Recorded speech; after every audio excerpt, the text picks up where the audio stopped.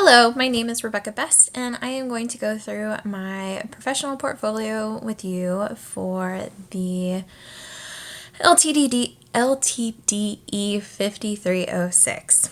So to start, when you go into my portfolio, you will come to my homepage, which has a little bit about me, my educational background, graduating from University of Houston downtown with my bachelor's in interdisciplinary studies, along with a master's of arts in nonprofit management, where I am currently attending, which is Houston Christian University, along with how I started teaching high school journalism, how I went through a ACP program, and the fact that I am incredibly blessed to be able to influence students through my classroom culture and my journalism experience. So moving on into my actual portfolio, we're going to go to the portfolio, to the drop-down box, to technology, planning, and administration. When you click on that, it comes to this page. So the first thing that we're going to look at is my presentation for TPAC and SAMR.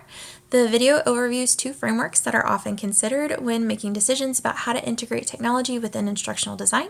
Technology trainings often introduce and model new and innovative tools, but they do not always provide ways in which to practically apply the tool in order to align it with instructional objectives and best practices.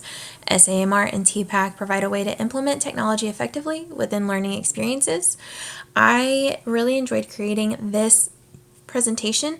I think that what sets myself apart from others in the class is that I went and I did a call to action at the end of my presentation. I wanted to really implement and put in this idea of how we can make and put these two frameworks into action in our classrooms. The next item is the Online Professional Learning Network. So the PLN refers to a group who engages in collaborative learning with others who are outside of their everyday community of practice. The ultimate aim of these networks is to improve organizational and instructional practices in education. Keeping up to date with instructional resources is an incredibly important component of growing as an effective instructional leader. Social media like Twitter and Instagram, blogs, podcasts, YouTube channels, professional growth groups, and other online resources are tools that will allow instructional leaders to learn and grow by connecting with others. The assignment called for us to come up with 20 of these networks to put into our professional learning document. And so I have varied it between podcasts, social media, blogs, articles, websites. I work specifically within journalism, so the websites include some journalism aspects that others won't have. And honestly, my 20 PLNs have grown way more. I just only have the 20 in this document, but my actual document that I have created and moved and added more to has a few more added to it. But this is a fluid document and will continue to grow in the time to come.